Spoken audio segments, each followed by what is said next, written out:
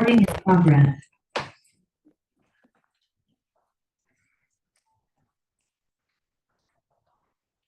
Hello, everybody. Welcome to the Westport Library. If you haven't been here before, I'm Jennifer Keller. I'm part of the programming team here at the library, obviously.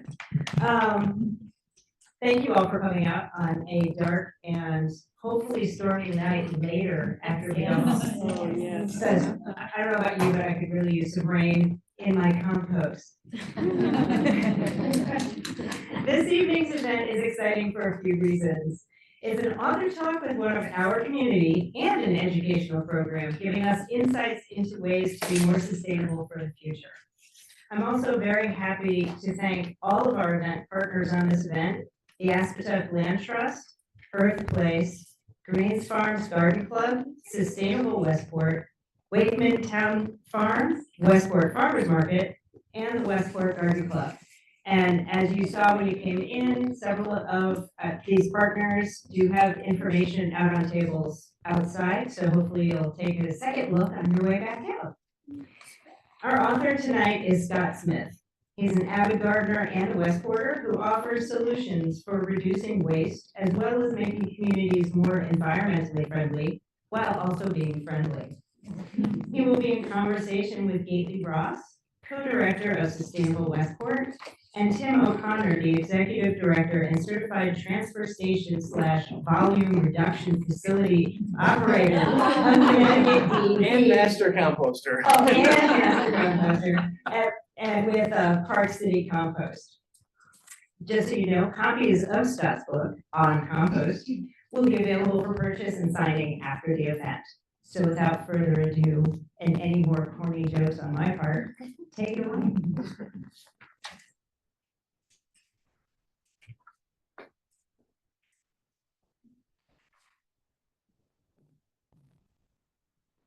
Thank you, Jennifer, and the Westport Library, Gately, Gretchen, and Joanna. Tim O'Connor from Park City Compost. I won't give your whole title again, please. And thank you, friends and neighbors, for joining us for this community conversation about doing good by digging dirt. Yes, I wrote a whole book about composting. Sometimes I can't even believe it. But here it is, and I thank Thomas Pfeiffer, the local publisher, who helped this quirky project come to fruition this past July. Thanks, Thomas.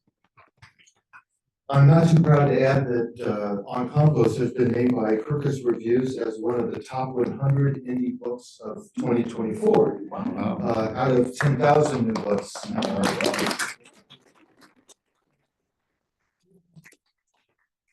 I guess it's true that backyard composting and other homegrown ventures to live more sustainably are having a moment. Actually, it's an all hands on deck moment. That's what will be needed if we want to reduce food and yard waste, limit air and water pollution, and boost biodiversity with a more thoughtful approach to the way we care for our suburban landscapes. You can read this book as a how-to guide to start your own composting journey. But the tale I found myself telling, and what people kept asking me to write more about, is about raising a son, befriending a neighborhood, and creating a sense of community and connection. Allow me to read a brief excerpt that I think fits the evening and its focus. It's from the prologue, Dive Right In, which starts with a recollection of one of the earliest memories I have of composting here in Westport. When I would dumpster dive the garbage bin of the coffee shop that was in the funky old garage in Saugatuck. It was called Dots, wasn't it? Yes. Old, opposite of what is now the well. It's the middle of fall in Westport, Connecticut, an artsy, affluent commuter suburb along the northern shore of Long Island Sound. Over the past few weeks, the trees that surround my small home on this flat corner lot have largely shed their leaves. I've raked the colorful, crinkly flakes into piles and hauled them by the blanketful over to the log wall compost heap I keep in the back corner of the yard. At this time of year, the pile is head high and a broad jump deep and wide. It's the copious conclusion to a burst of green growth that culminates in leaf peeping season here in southern New England. To me, the autumnal leaves are more than a tourist draw or scenic perk of living in a four-season climate. I see each leaf as a bank slip of carbon and other minerals and nutrients just waiting to be deposited as new gains over the coming year. But for my pile to cash in, all those dried up leaves need a catalyst, something to kickstart their conversion into new living soil.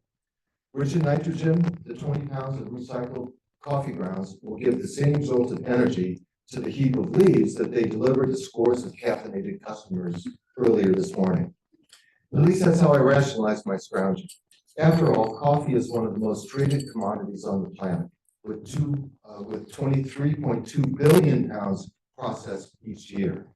That's a whole lot of coffee and a whole lot of spent beans.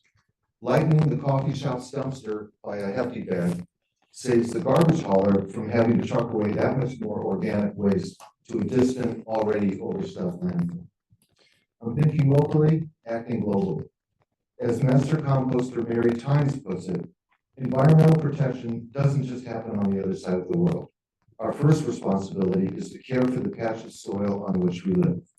People who understand soil and how nature replenishes it are able to make more responsible choices on both small and large-scale environmental policies and wider socioeconomic issues. Garbage in, garbage out, not with my pile. The bits and pieces of digested life and matter that make up this backyard compost heap, in time and with some tending, always reconstitute themselves into something wonderfully new and useful. My pile is my touchstone, a wellspring of life that nourishes the garden and me as I nourish it. Some count sheep to drift off to sleep. I turn over shovelfuls of compost. After all, what's a brain but an organic repository for gathered thoughts and things to be processed, to be composted? Visualizing X-ray style what's in my pile, sorting through its unseen layers, soothes my soul. That's it. But for sure, over these past couple of weeks, you better believe I've taken a lot of solace in my compost pile, and it's bigger than it ever has been. Now let's get this conversation started. Thank you.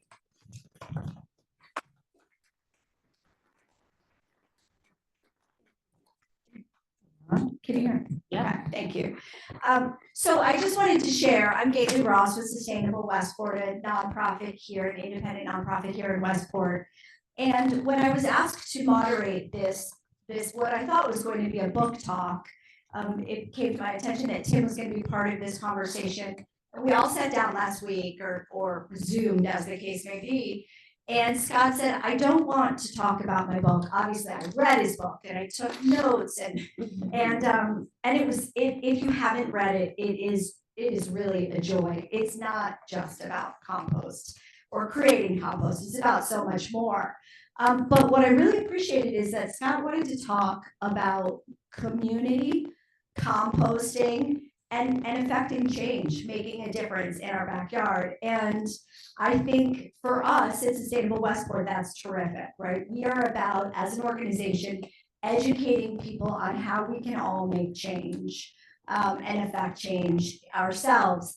And so to that end, I think it's really important on an education basis to back up for a minute.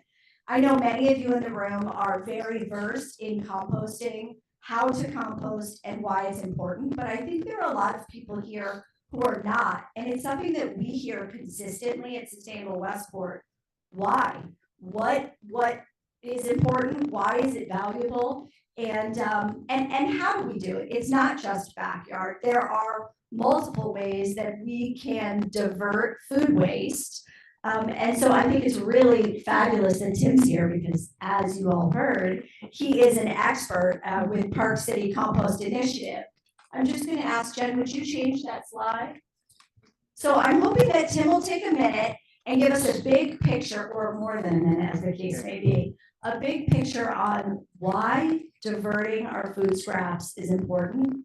And perhaps I'm happy to. This is the new EPA wasted food scale. And you all may have seen something previously that was an inverted pyramid. It has changed. And as you can see, on the left is do, and on the right is avoid. So what I love about this to begin with is the do at the top is to prevent food waste. So we don't even get to compost. And that is through producing, buying, and serving only what is needed. And we have some control over that certainly every day in the grocery store and in our kitchens. When there is food waste, the next step down is to donate or upcycle. Next is to feed animals or leave unharvested. And then we get to composting. And there are two types of composting, maybe Tim, you would address. I know he has strong feelings, but I think it's important for you to address both only because the collection agencies divert waste to both of those. So if you wouldn't mind. Sure, thank you. Is this working? Yeah, I think it is. So there's one form of composting called anaerobic digesting, which is aerobic composting, which is just a managed process to do what happens naturally in the forest. You know, all the leaves fall in the forest, they rot. Okay, all we do is we accelerate that process.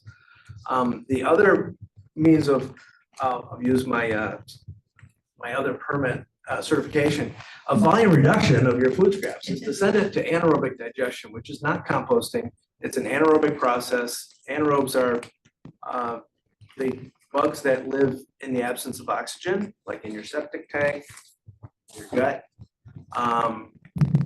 It's a very effective process for generating methane from food scraps. It does have residuals that need to be handled and if anything, composted aerobically. So aerobic composting is really the more natural way to take care of all this. Park City Compost got started with this. Two of my coworkers, Andrew Terrell and Scott Burns, they just wanted to start it as a community composting thing. Mostly just because they believed in it and they didn't have room in their own yards necessarily to do it, and or they were worried about animals, because when you have backyard composting, you have to be very attentive. And they didn't want to. But so we started out at composting in the community garden at the Borough Center in Black Rock. I kind of outgrew that quickly, and luckily Captain's Cove offered us space there. Rest in peace to Kay Williams, he just passed this weekend. And so we've been operating there for 3 years. We're doing about 2 tons a month composting, strictly vegetable and fruit. We don't pick any meat on purpose. Occasionally there's something that sneaks through. And our piles, I don't know if it's the nature of the bugs we have, or I don't think it's that we're doing anything that exceptional.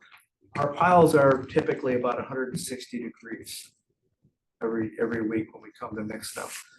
That kills all the weeds, all the tomato seeds, even the pumpkin seeds, and also kills all the pathogens that may be in there. So, I mean, I had an experience where we've given an awful lot of compost to Aspetuck Land Trust as they've started to do projects in Bridgeport. And they were scheduled to do pickup 4 yards from me this summer in July, which I was glad to have happen because I needed it out of the way to process the next pile. And they hit a gas line unintentionally. Luckily, it was a dead one, but they still had the panic because that's what you do if you hit a gas line. And so they ended up postponing doing that work. So I was waiting, hoping it would come sooner, but it didn't. So finally, I got somebody else to take it. But in 6 weeks, not a single sprout in our compost pile. It had plenty of light, plenty of moisture. Just because it's very bioactive, it was still warm because it's happy stuff. These bugs are hard working. It's an army. So it's I'm quite passionate about the compost side of it. I think that in Fairfield County, it's tough to send it up to feeding animals. There is a food processing place here for feeding animals. I understand they're kind of a capacity now already. We've got a systemic issue here in this state and in this country about food. So I think that that's actually important to touch on. Why is diverting food waste? How is it beneficial? Why is it important? You mentioned the waste issue in this state. I don't know that everybody knows exactly how our waste is managed, right, and what impact compost or diversion, food waste diversion has. And actually, I just want to point out, I think it gets really confusing for some people. We use compost and food waste diversion kind of interchangeably as lay people do. And that gets cloudy sometimes. You know, we're not talking necessarily always about composting in our backyard, as Scott did and as you guys are doing, you know, in the town of Westport. If we're diverting, we're not composting in Westport. Right. We're sending it away through different collection modalities. So, but regardless, when we are not throwing our food waste in the trash, why is that a good thing? All right. There's really, in my mind, three very good reasons for why we compost. The most urgent one in Connecticut is that few people understand or remember whatever. Back in the 90s, Connecticut shut down all of their sanitary landfills and went to 100% waste energy plants, incinerators. And everything was going through there, because that was even before recycling really got going. So here we are 2.5 years ago, the big incinerator up in Hartford, which is the same size as the one in Bridgeport, was shut down because it was breaking down, was not economic to run anymore, and neither the state nor the operator wanted to invest to upgrade it. So now all that stuff is being shipped out of state. Some of it's trying to go to New York, and New York's already saying no.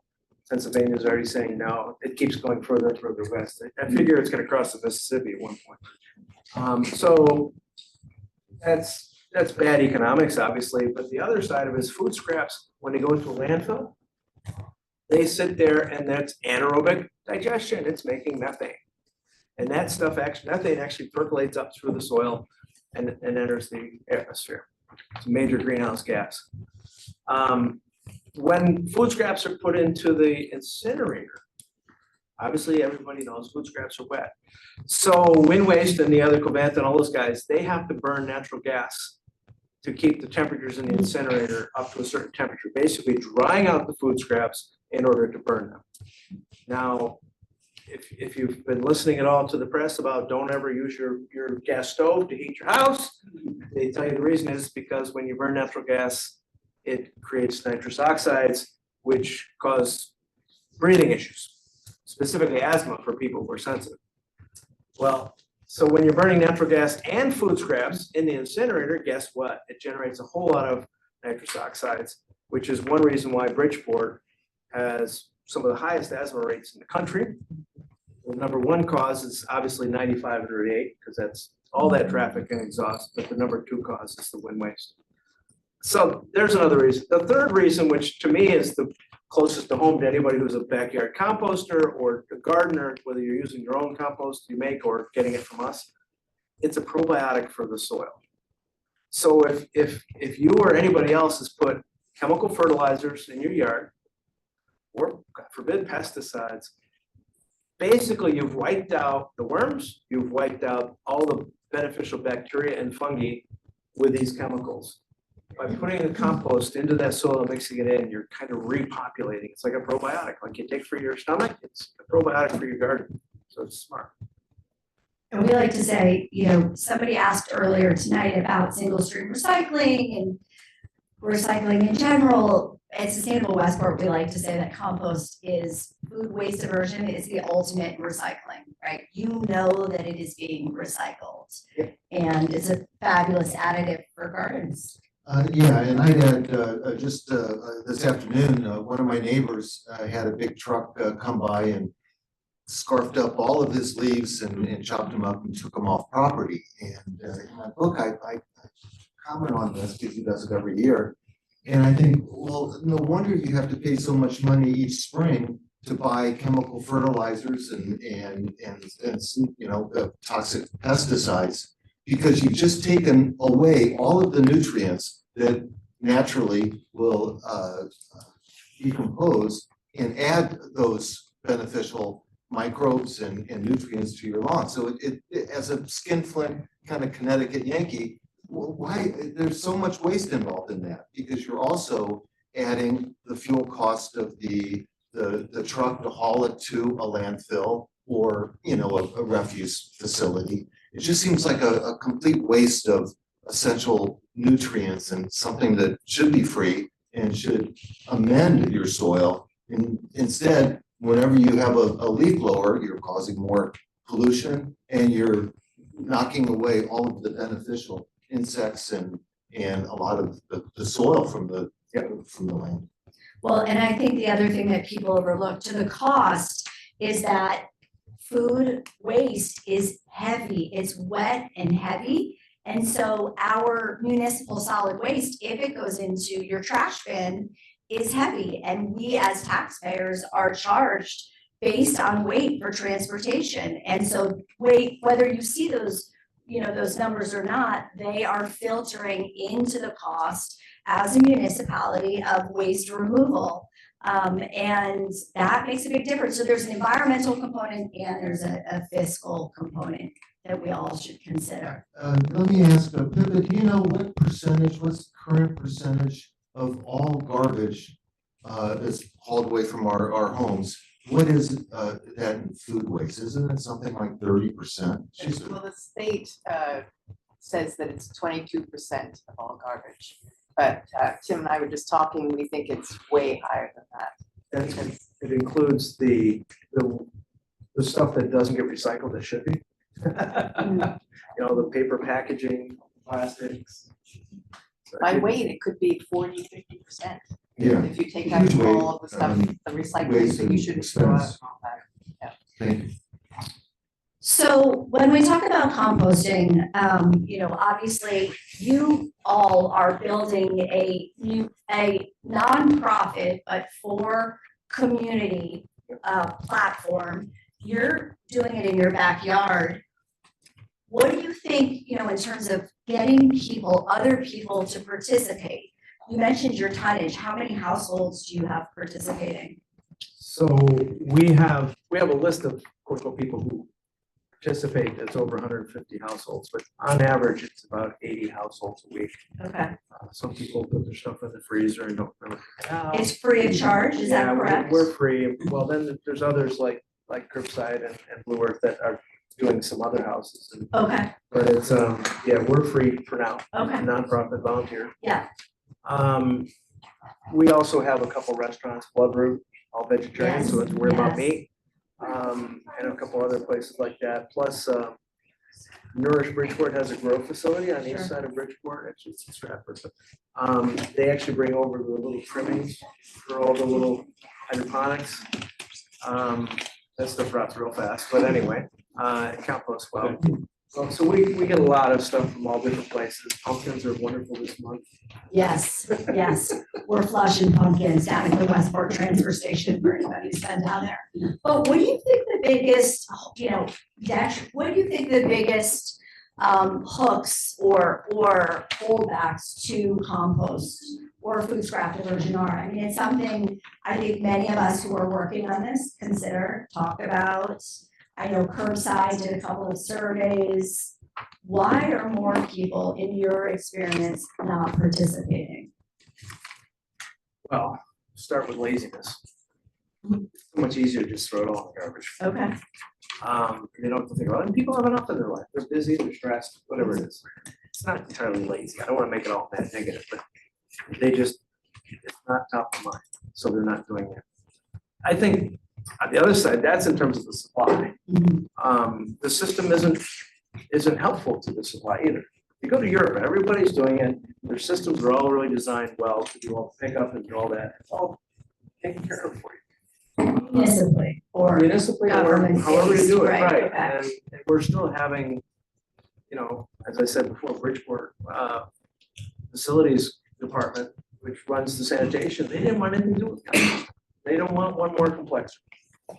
Okay. So, that's part of it. The other part of it is this whole NIMBY thing. People, they're afraid to do it in their own backyard because they're afraid that they're not going to spend the time to actively manage the compost pile. Right. And it does take active management Sure. to keep the critters out. I used to joke with my wife that we had to buy brown eggs because when I was composting the backyard, that's the one. So when the raccoons are leaving them all over the backyard, it doesn't show as much as the white ones. So there's a reason why I got invented brown eggs. But Heap considers food scraps to be a solid waste. They really shouldn't. And Scott, I'm interested in your community, in your neighborhood, as the compost pile guy that everybody dropped food and scraps for. What is the perception? Has there been any interest in anybody else starting their own pile, or are they happy just to deliver their goods to you? Well, it's amazing how popular you can be in your neighborhood when you say, yeah, I'll take some leaves off your hands, and they just drag over a blanket full or big bags. Composting, there's a little bit of an ick factor as well. Some people just don't want to deal with rotted food after you're finished cooking it and eating it. You don't want to think about it too much anymore. There are different ways, different levels to compost. You can just have a pile of leaves, and over 2 or 3 years, it turns into leaf mold, and then you can spread it as mulch into your garden.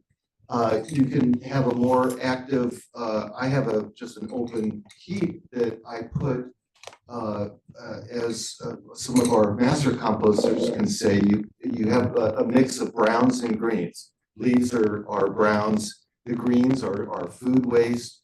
I happen to enjoy picking up a bucket of seaweed from the beach because it's full of nutrients and it's there for the taking, and it cleans up the beach a little bit. So you can combine that, and in this climate, in less than a year, 9 months or so, have what is new living soil, humus, that's has lots of nitrogen, phosphorus, potassium in quantities that it's not quite fertilizer, but it amends the soil and makes the soil that you have more biologically active. So to answer your question, most of my neighbors, there's my across the street neighbors compost their kitchen scraps and some of their yard waste in a tumbler. I would recommend that for people just starting out because it's enclosed. You don't have to worry about attracting rodents because they're typically off the ground. You can, I think what we need to do is plug the Sustainable Westport's efforts. You can take your food scraps to the town transfer station and very easily put them in a receptacle and be done with that and do good by making that a habit. And I think that's what's required. You have to make something a habit. And I'll be interested. I don't know if there's any New York residents here tonight because they are in the process of making it a habit to separate your food waste from your recyclables, from your other garbage. And some of that, you need to, it's what comes first, the chicken or the egg? Do you need pressure from a town? Do you need leadership on a community basis of somebody saying, this is what we have to do to help our environment, to cut costs, to protect, to save landfills, or to make sure our power supply doesn't shut down because of all the waste that's coming up the gears, the food waste. But I also think it's up to us to establish those relationships, whether it's at Wakeman Town Farm or within your neighborhood, to get together and say, well, I've got some space, we can pile the leaves here. I'm a cook, we can add the food waste and the kitchen scraps here. Or I have a chicken coop and there's lots of chicken droppings and shavings that also make good compost ingredients. So, it's funny, one of the things that you mentioned in that and really came through in the book is the sense of community within your neighborhood that this pile built.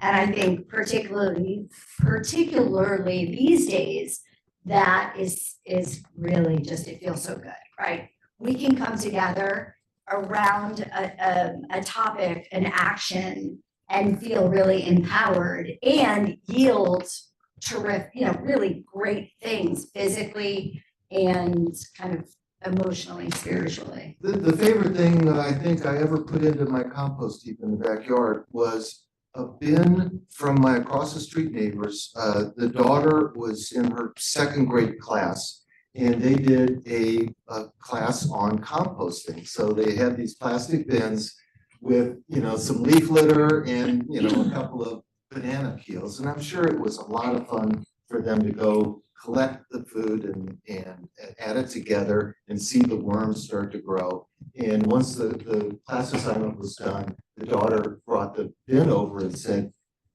"Here, you can have it for your pile." I hope she got an A. Tim, could you talk a little bit more about what you think, and you touched on this actually, I think this is something that as a nonprofit, we are grappling with the role that government leadership, municipalities should be playing in this versus nonprofits. And is it an all-in, top-down, bottom-up, where there's a lot of thought that, and maybe you can speak a little bit to the new legislation on a commercial level and how that may drive residential or may not. I'm curious what your thoughts are there.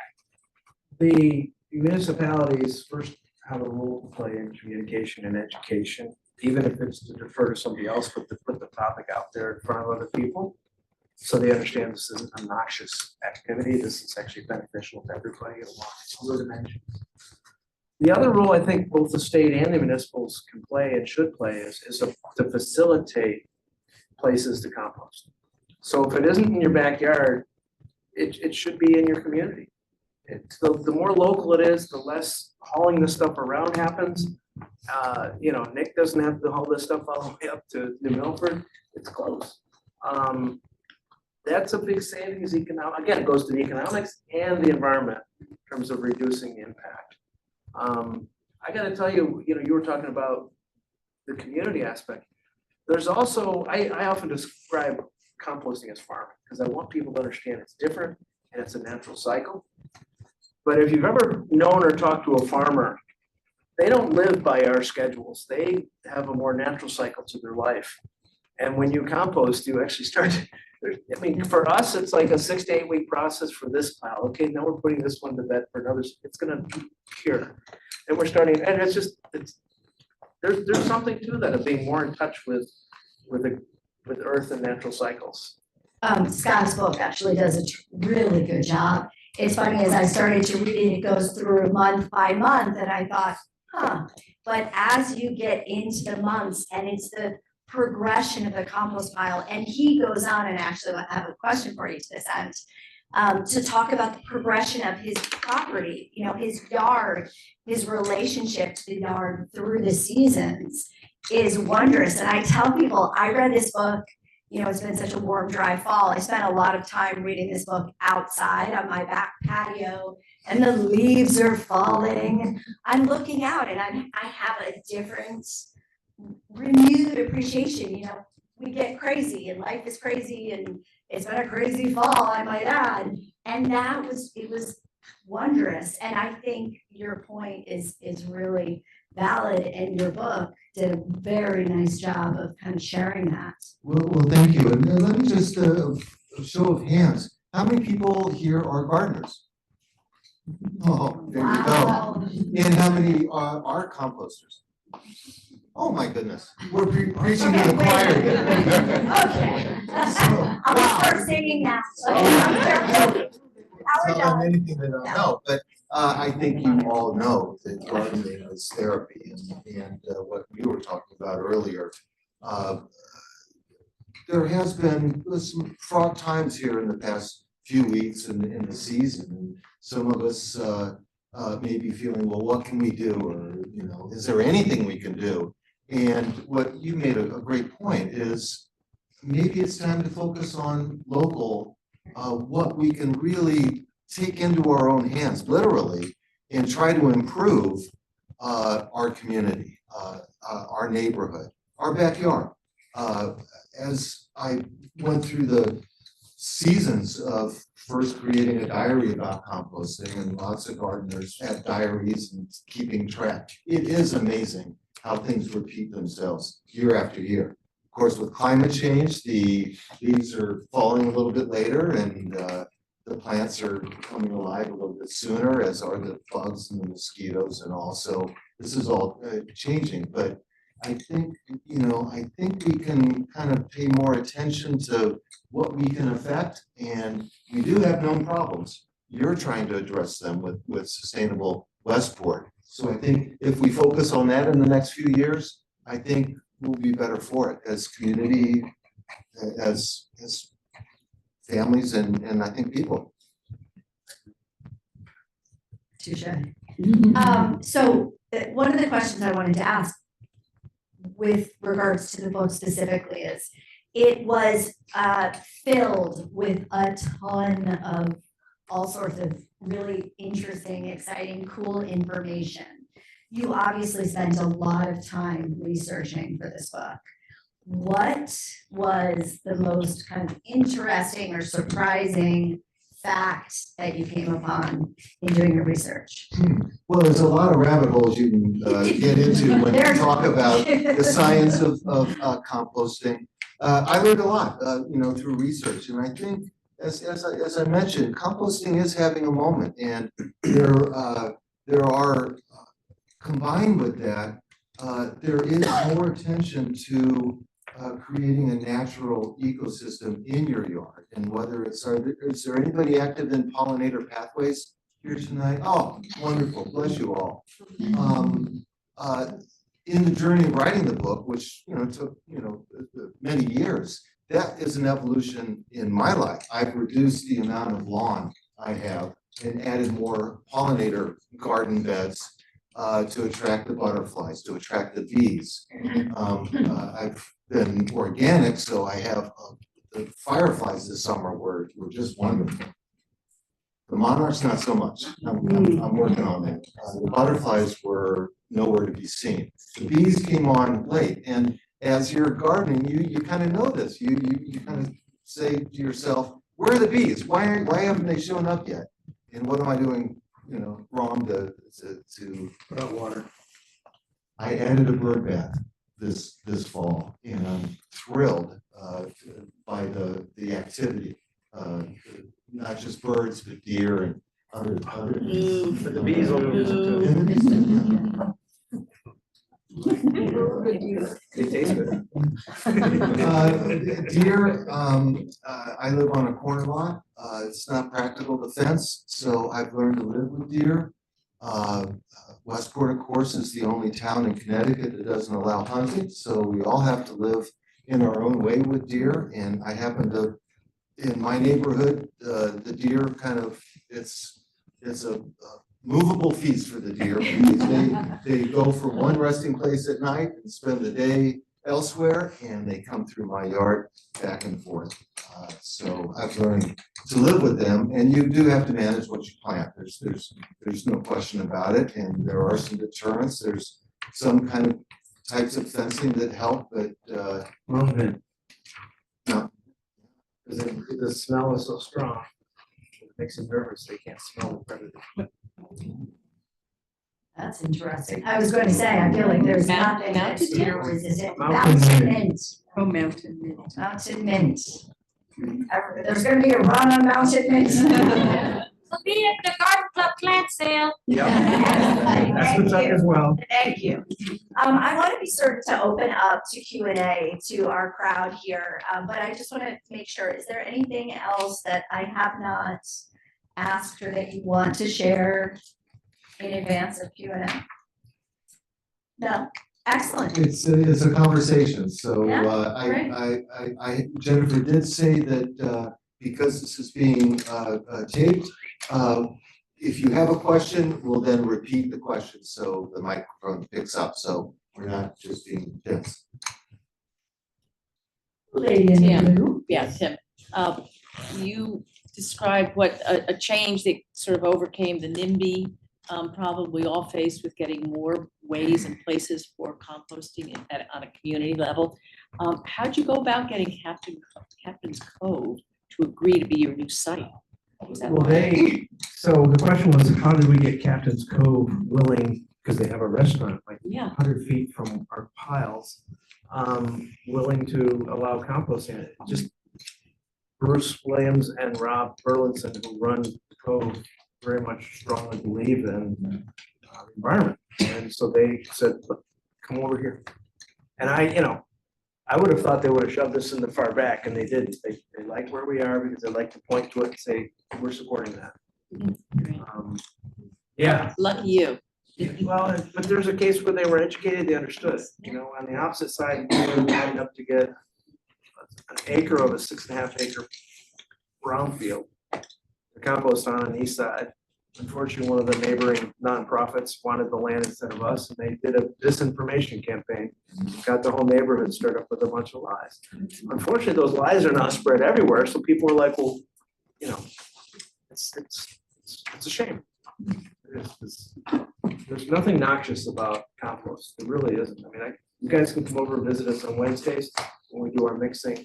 Sure, the food scraps, when they come out of the bin, they are ripe. They are rotting.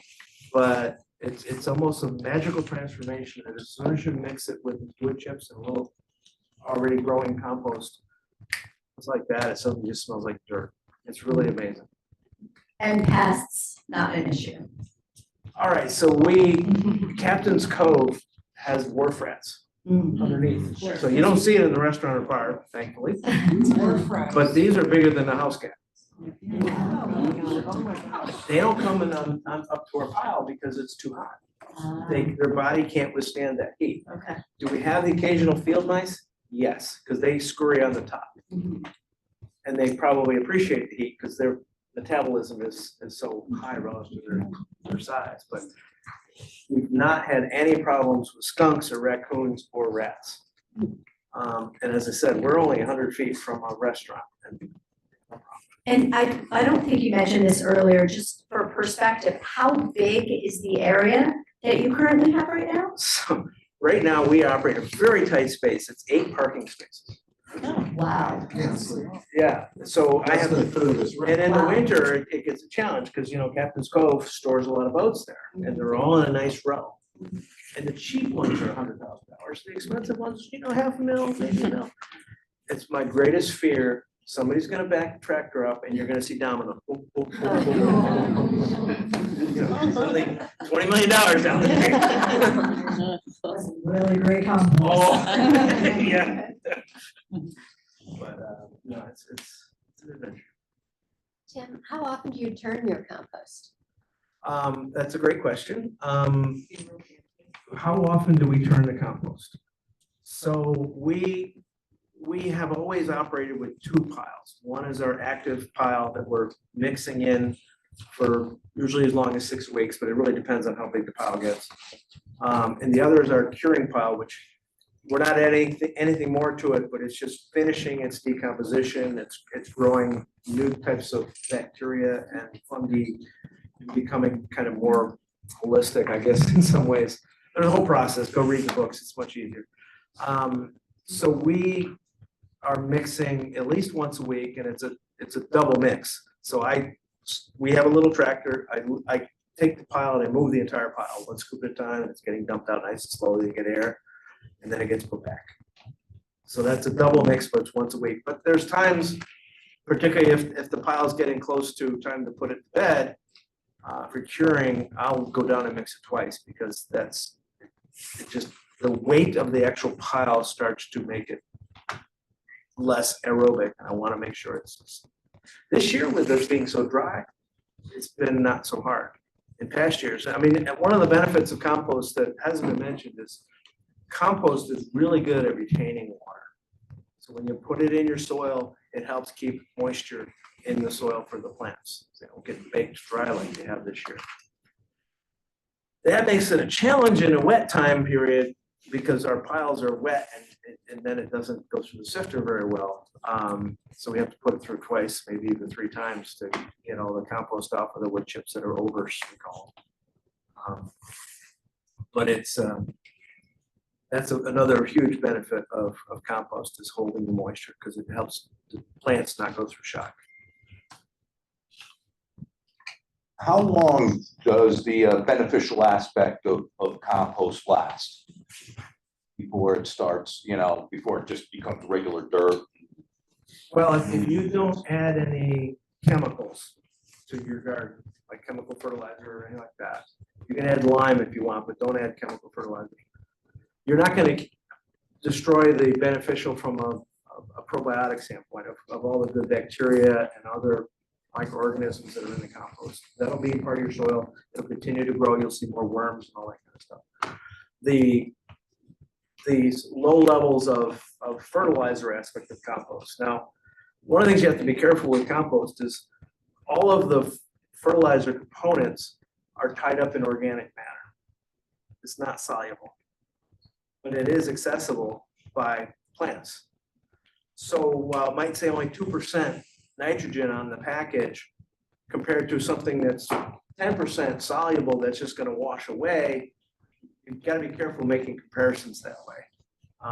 But basically, you can apply compost as much as the plants appreciate it. One of the funny things I mentioned, the mountain mint. Mountain mint is a edge plant. It likes to grow on the edge of the forest.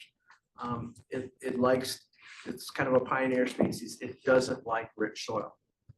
We made the mistake of putting a lot of compost in our garden in the front, and suddenly the mountain mint wasn't doing so well. So we've had to back off. You had that experience.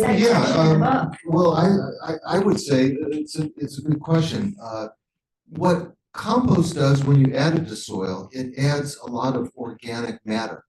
And nationwide in our agricultural areas, the amount of organic matter in farmland has declined precipitously. A lot of the times because they've been throwing so many synthetic fertilizers and toxic pesticides on it, it kind of just sterilizes the soil. By adding compost to soil, which is typically a lot of clay and sand and silt around here, you allow other life forms in the soil to thrive. The earthworms get in there and they in turn eat the organic matter, and then out their back ends, or whatever you call the back end of a worm, is an even more pure form of compost that is very rich. There are people that compost. Are there any vermicomposters here? Oh, there you go. Yeah. Some people devote their food waste to making compost from worm factories, worm farms. That's a really way to grow rich soil. But I find in my yard the benefits last for years and years. But if I had a pile of compost, let's say I've been a little lazy, When is it's it been sitting like there for degrade years. into like dirt? Exactly. It's still good stuff. It's The still good organics stuff. are there, the bacteria are still there. Yeah. Maybe some of the nutrients might have been taken by, I had a compost pile when I lived up in Reading. And it started out just as a leaf pile, but then I started being more proactive about it. And then one year I'm turning it over and I realized the trees around it were growing roots up the compost pile. So that might have had a little fewer nutrients because they were being stolen. I had a couple questions. We live right next to the Aspetuck Valley Health District, and the brush recycling is there. Is there any possibility you could do any kind of composting there?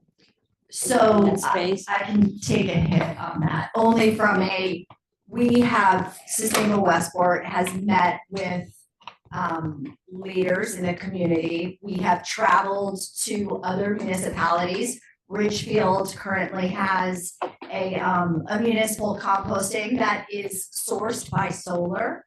And so we've taken a field trip up there with department leaders from Westport in the hopes that that's something that Westport would consider. And at this time, the leadership does not believe that we have the space or opportunity to pursue municipal composting.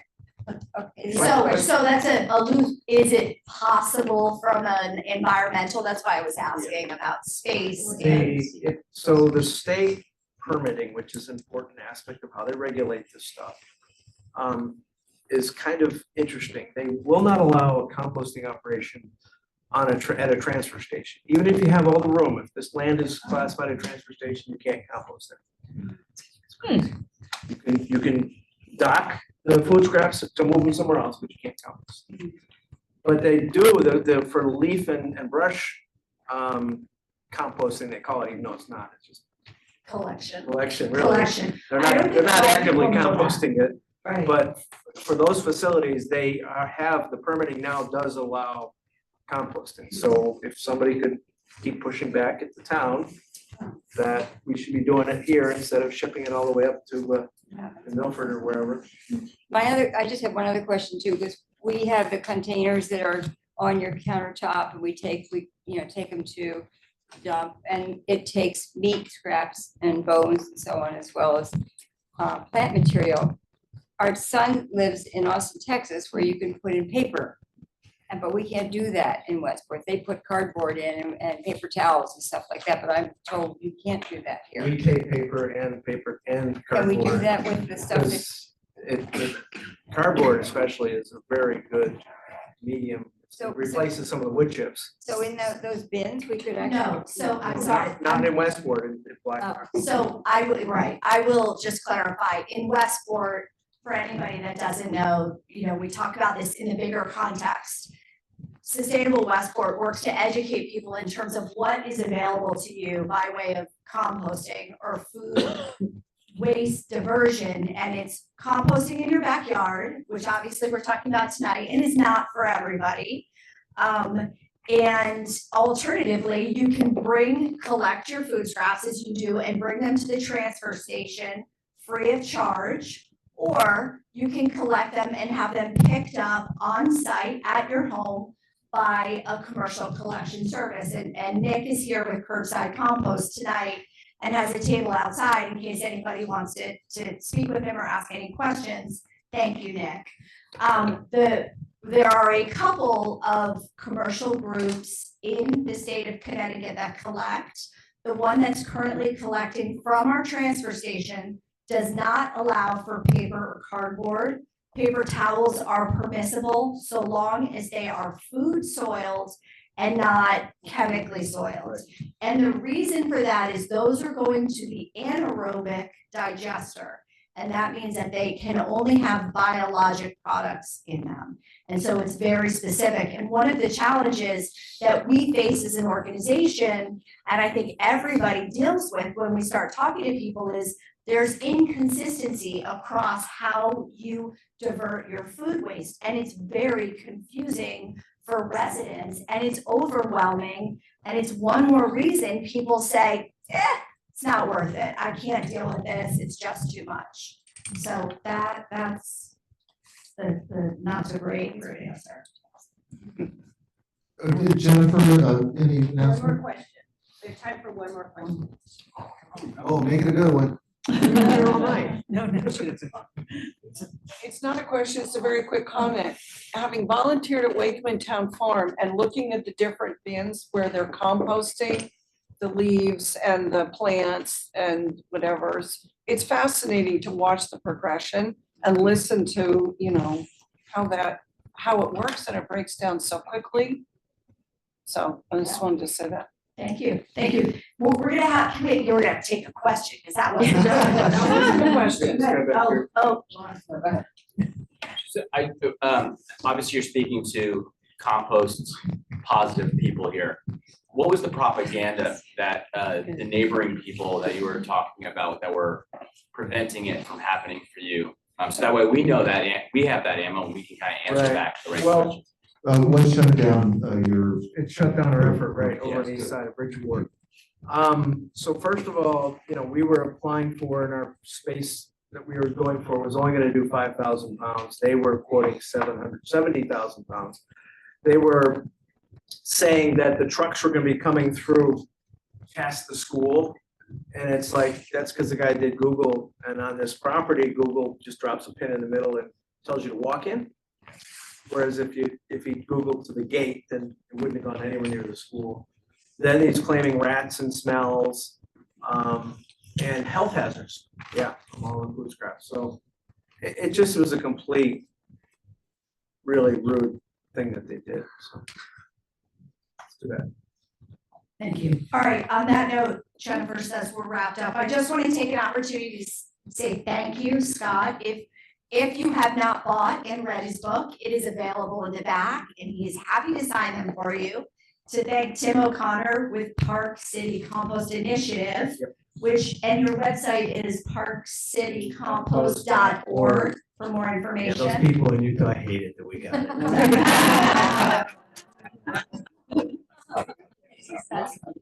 Thank you to all the partner organizations who came out tonight. There's some tables outside. Please stop, get some information. And obviously, thank you to the Westport Public Library. And I just want to close tonight with a video that Sustainable Westport created. And we created this in the hope that it will inspire and motivate you to continue making sustainable changes in your life. As Scott mentioned, these days things feel a little bit overwhelming. And sometimes the small changes that we ask you to make, like composting or food scrap diversion, food waste diversion, seem insignificant. But we really firmly believe that making small changes affects big changes for our community, for our state, for our nation, and it will make a difference. So on that.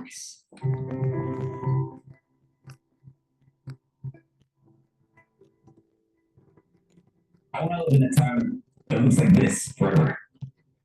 I want to live in a town that protects the natural environment. I want to live in a town that's plenty of green space for everyone. In a town that embraces renewable energy. I want to live in a town that promotes composting. I want to live in a town where pollinators are more important than perfect lawns. I want to live in a town where all the school children are taught to garden and love the soil. I want to live in a town where we teach our children how to live sustainably. I want to live in a town where I bike to school. I want to live in a town that's committed to eliminating single-use plastics. I want to live in a town that honors its commitment to being a net zero energy community by 2050. I want to live in a town where the whole community is involved. I want to live in a town that is known for supporting farmers. I want to live in a town that embraces inclusivity and sustainability for all. I want to live in a town that cares as much about trees as it does about parking lots. I want to live in a town that in years to come is as beautiful for my children as it is right now. I want to live in a town where animals want to live. I want to live in a town that cares about its future.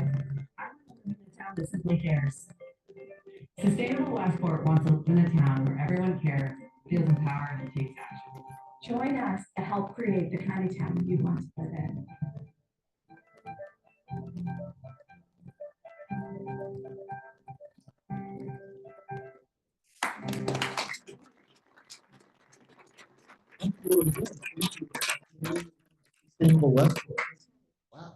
Thank you. Thank you for coming tonight.